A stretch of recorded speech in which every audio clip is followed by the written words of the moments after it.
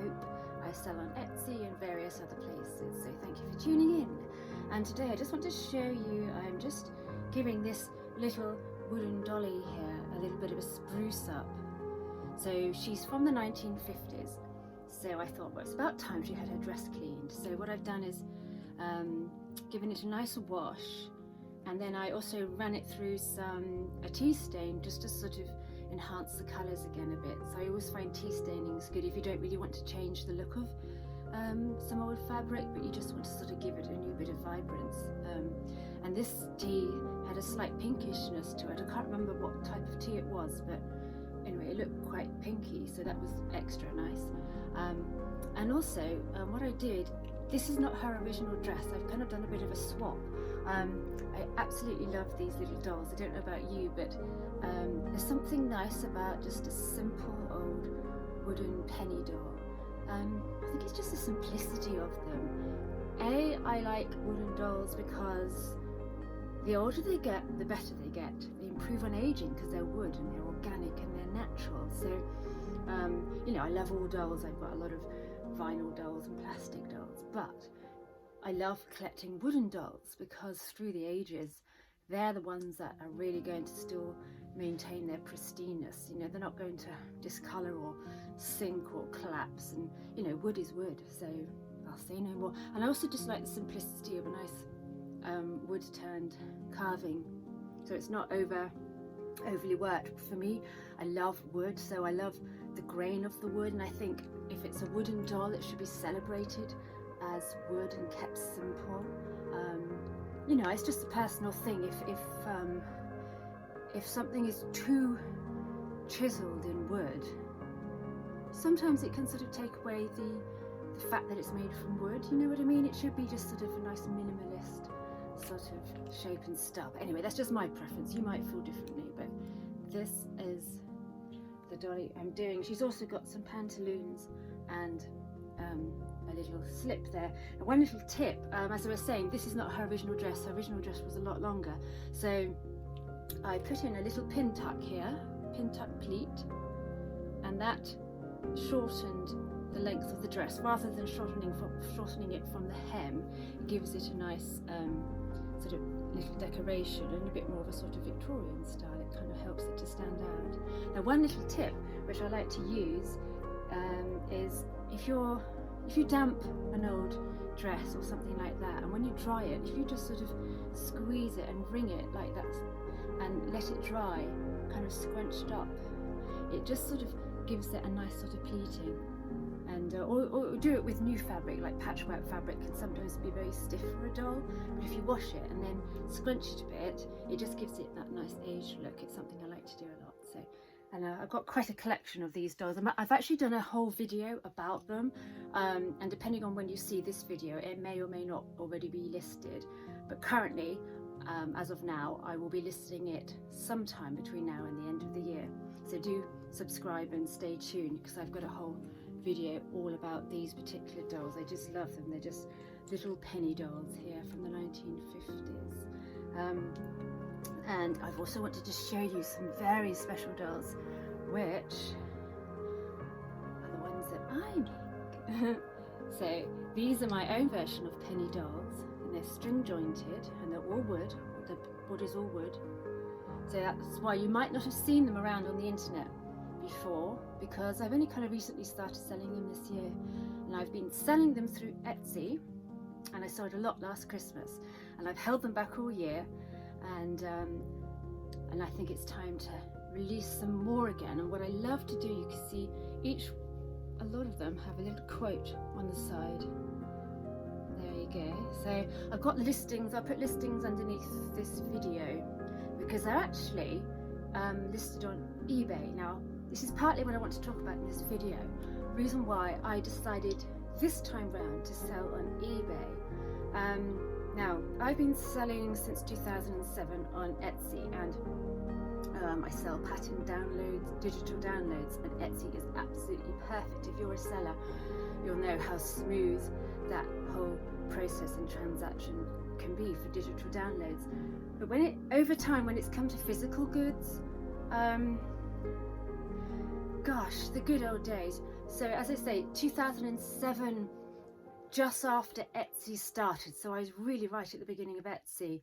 Oh, it used to be wonderful. Remember those times? If you're an artisan or a handmade maker, you might remember, you know, the good old times when everybody had a blog, and if you typed into a search engine what you were doing, quite often your blog would come up in the search listings, or everybody else was helping to promote everybody else's blog with their blog lists, and you know, it was all cross-pollination with marketing. And oh gosh, those blissful days when you as an artisan could set yourself up with a little website and a blog and showcase everything, put the story behind what you were doing, and then you'd have your link to the Etsy shop or a PayPal button.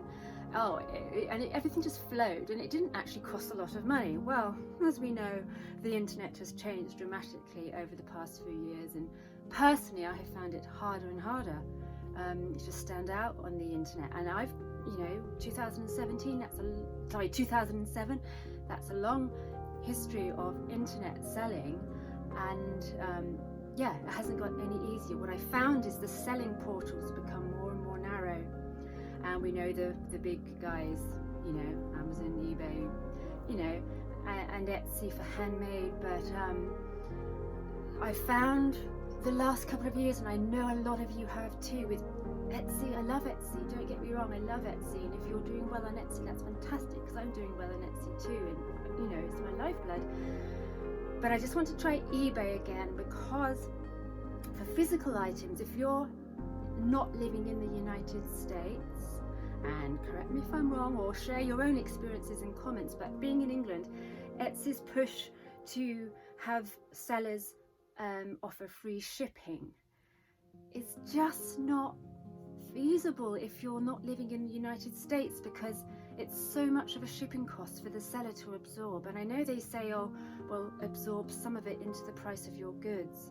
Well, that's okay. If you're living in the United States, you know, generally people from the United States buy from Etsy, so you're not having to absorb so much of a shipping fee. But for overseas people, that's so much for us. And also, they're also taking a percentage of the shipping charge that you have to charge. So you're getting whacked for listing price, final selling price, shipping price. Oh, it just goes on. And oh, back to the good old days again of Etsy. And don't get me wrong, I'm not putting Etsy down, because I say I do love Etsy, but you know, when you could just list and it had a chance of reaching the main home page. My goods were on the main page. My cat is dying to get in through the door. Here we are. Here we are. There we are. I'll show you maybe. So you'd list an item and it would sell, and you know, I literally would put an item up there and it would sell within hours, because it was just handmade people, and you had a chance of your listing getting shown, and you didn't have to pay for it to be featured, and oh, blah blah blah. Anyway, anybody who sold on Etsy knows the changes, and you basically sign the free shipping, or your listing isn't going to get seen. And if you do want your listing to be seen, you've got to pay all sorts of promotional charges. But I understand at the same time, Etsy's got to make money, because I know its old business model wasn't sustainable. So I do understand why these places have to do that. But please add your comments. If you have also been selling online for a long time, and you're sort of an artisan, handmade, crafty person, what has been your experience over the past few years and changes you've made? Have you once also had a blog and a website, oh, and it was so pretty and lovely, and you know, you could have your own sort of branded goods and everybody bought from your website, but now maybe you found that you too have also, you have to go where the people go, which is basically eBay or Etsy or Amazon.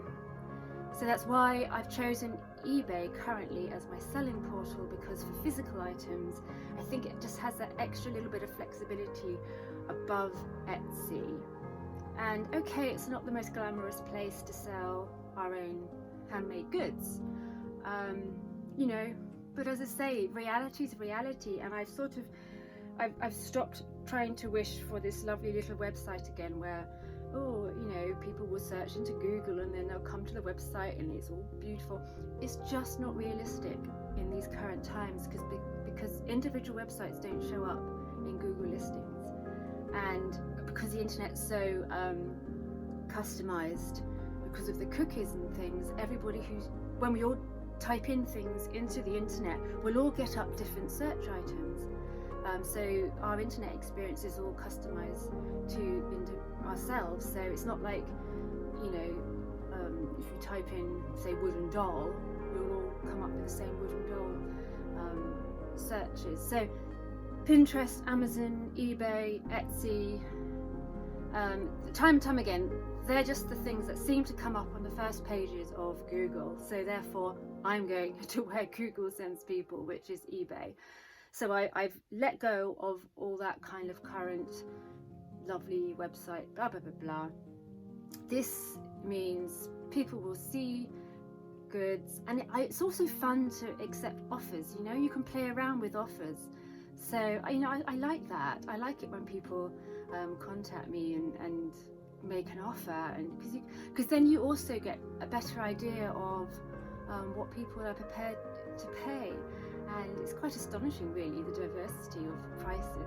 So again, tell me your experiences. Where do you prefer to sell, and currently now, and where have you sold over the years? You know, there is a gap again. It's a shame it's gone this way, that it's become so monopolized. But then again, if we all had individual websites, it would just get mind-blowing too. So I don't know what's best, really. But it does seem like, since social media came about, which we all have to use, it has sort of sucked the lifeblood out of people's own individual little hubs on, you know, we all had our little home on the internet, and that blood is being sucked out currently. So I don't know, maybe it will change again over the years. But eBay is where I'm going to be. And these are some dolls which are listed, actually. I've just listed them along with some others. So I've got the links below, so do take a look. And as I say, I love offers. Give me some offers.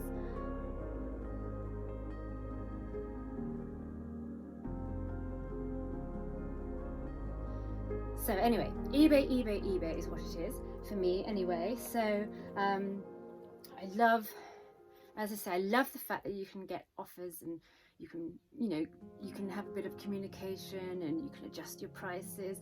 And plus, I think it still has the best exposure for your handmade goods. And yes, I know it's not a pretty, you know, it hasn't got your own sort of boutique type selling portal. But then again, if you think about it, when you list your things on Etsy, unless somebody goes directly to your shop, the initial entry point, the way they see your product, a lot of the time is through Etsy's main search page.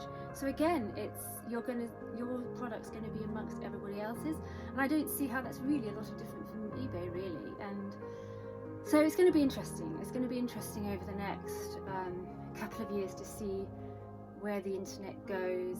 Is it going to continue to get harder and harder, or is there going to be a new revolution that helps sort of handmade artisan people, or people who generally just want to sell things that are unique? So anyway, write your comments. I'd love to hear about that, and also start conversations with each other in the comments, because I'm sure a lot of you out there have the same dilemma that I've got.